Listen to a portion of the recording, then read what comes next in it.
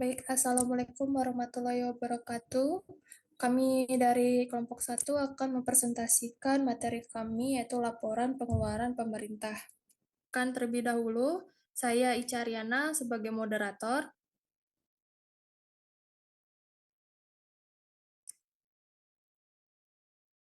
Permatasari selaku pemateri.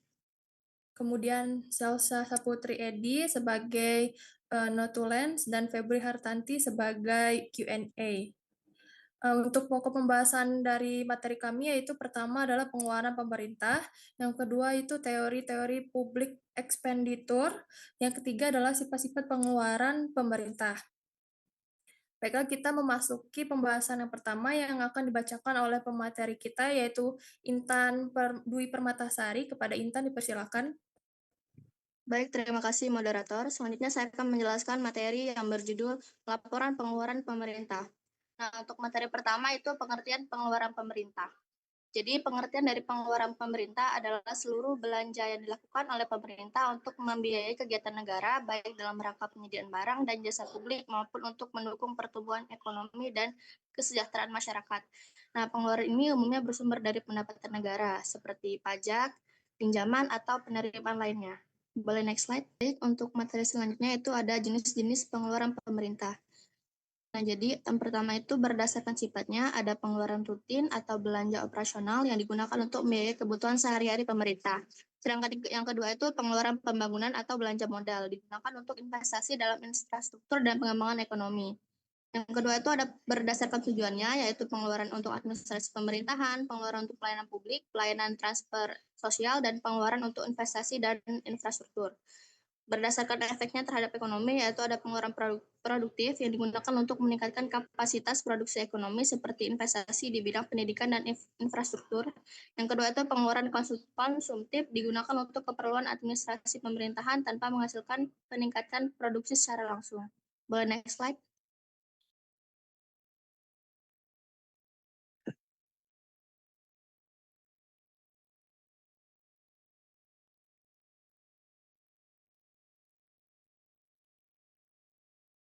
Baik, materi selanjutnya itu ada dampak pengeluaran pemerintah, yaitu meningkatkan pertumbuhan ekonomi, investasi dalam infrastruktur, dan pendidikan mendorong produktivitas.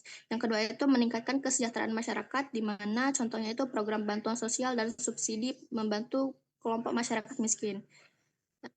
Adapun dampak negatifnya itu adalah defisit anggaran. Jika pengeluaran melebihi pendapatan, pemerintah harus bertanggung jawab agar dapat membebani keuangan negara di masa depan. Yang kedua itu inflasi. Jika pengeluaran terlalu besar dapat meningkatkan permintaan barang dan jasa secara berlebihan sehingga menyebabkan kenaikan harga. Boleh next slide. Materi selanjutnya itu adalah teori-teori public expenditure. Next slide. Baik, yang pertama itu adalah teori Wagner atau hukum Wagner, di mana pengeluaran pemerintah cenderung meningkat seiring dengan pertumbuhan ekonomi. Wagner mengamati bahwasanya industrialisasi dan kemajuan peradaban modern menyebabkan peningkatan kompleksitas masyarakat. Hal ini menuntut pemerintah untuk menyediakan lebih banyak layanan publik seperti pendidikan, infrastruktur, jaminan sosial, dan penegakan hukum. Pendorong utamanya ialah peningkatan pendapatan, di mana ketika pendapatan nasional meningkat, masyarakat cenderung meminta lebih banyak barang dan jasa publik. Perubahan struktural yaitu ekonomi, peralihan dari ekonomi agraris ke industri membutuhkan investasi publik yang besar dalam infrastruktur dan pendidikan. Fungsi retribusi yaitu pemerintah memainkan peran yang lebih besar dalam mengurangi kesenjangan pendapatan dan memberikan jaminan sosial. Next slide. Yang kedua itu teori Pikuk dan Weismann, yaitu efek pemindahan atau displacement effect, yaitu pengeluaran pemerintah biasanya stabil, namun guncangan besar seperti perang atau krisis ekonomi dapat menyebabkan peningkatan pengeluaran secara permanen. Setelah guncangan berlalu, pengeluaran tidak kembali ke tingkat semula, melainkan menetap pada tingkat yang lebih tinggi. Oleh karena itu, masyarakat menjadi lebih menerima tingkat pajak yang lebih tinggi untuk membelanjakan pengeluaran tersebut. Nah, keadaan ini disebut dengan efek pengalian atau displacement effect, yaitu karena adanya gejolak sosial menyebabkan aktivitas swasta dialihkan pada aktivitas pemerintah. Baik, boleh next slide. Yang ketiga itu adalah teori Rostow dan Musgrave, yaitu di mana teori ini menghubungkan perkembangan pengeluaran pemerintah dengan tahapan pembangunan ekonomi suatu negara. Tahapan awalnya ialah pemerintah berperan besar dalam menyediakan infrastruktur dasar seperti pendidikan, kesehatan, dan transportasi. Tahap menengah, investasi swasta meningkat, tetapi pemerintah tetap penting untuk mendorong pertumbuhan dan mengatasi kegagalan pasar. Nah, pemerintah juga menyediakan barang dan jasa publik yang lebih berkualitas. Tahapan lanjut itu pemerintah beralih dari penyediaan infrastruktur ke pengalihan ke aktivitas sosial.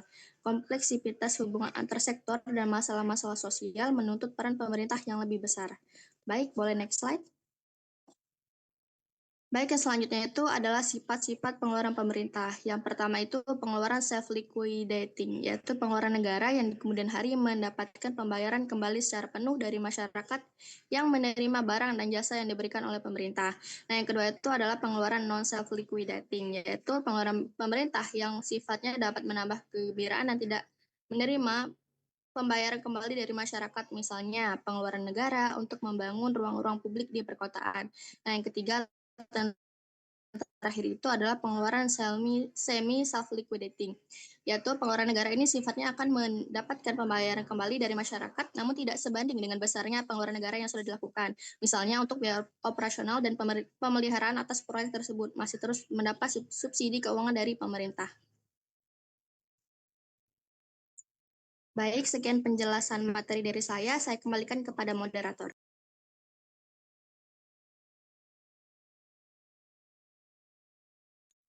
Baik, ya itu dia hasil presentasi dari kelompok kami. Selanjutnya kami membuka sesi tanya jawab kepada teman-teman yang ingin bertanya, dipersilakan. Dan untuk pertanyaannya nanti tolong ditulis di kolom kolom chat ya. Ya, dipersilakan untuk Malika.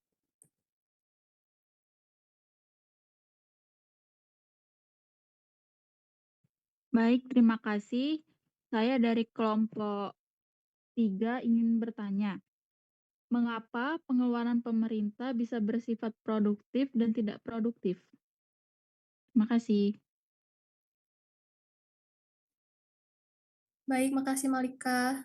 Selanjutnya untuk Natasha dipersilakan. Baik, terima kasih moderator. Sebelumnya perkenalkan, nama saya Natasha Kaniakumari dari kelompok 4. Di sini saya izin bertanya, apa saja faktor yang dapat menyebabkan ketidaksesuaian antara laporan pengeluaran pemerintah dan realisasi anggaran? Terima kasih. Terima kasih. Untuk teman-teman, pertanyaan tadi tolong ditulis di kolom chat ya. Terima kasih. Izin Ica tadi udah ngirim pertanyaan di kolom chat, itu mau dibacain atau nggak usah? Uh, nggak usah deh kayaknya, nggak apa-apa. Nanti kami langsung jawab aja. Oke, terima kasih. Baik untuk teman-teman, kami membuka pertanyaan untuk 3 orang. Selanjutnya kami akan mendiskusikan untuk jawabannya. Berikanlah kelompok kami waktu untuk mendiskusikannya. Baiklah, sekian presentasi dari kelompok kami. Maaf jika ada kurang dan salahnya. Kami akhiri. Wassalamualaikum warahmatullahi wabarakatuh. Waalaikumsalam warahmatullahi wabarakatuh.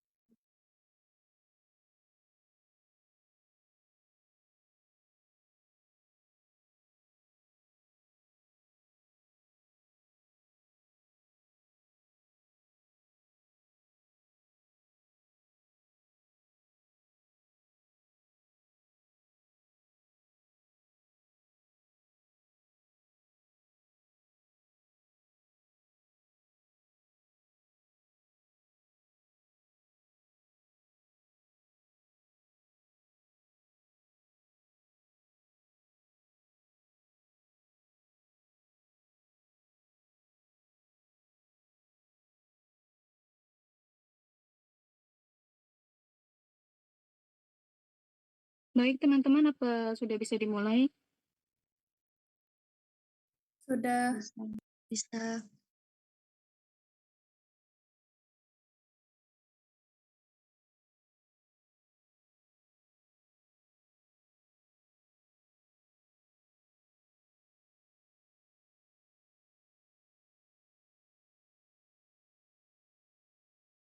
Baik, Assalamualaikum warahmatullahi wabarakatuh.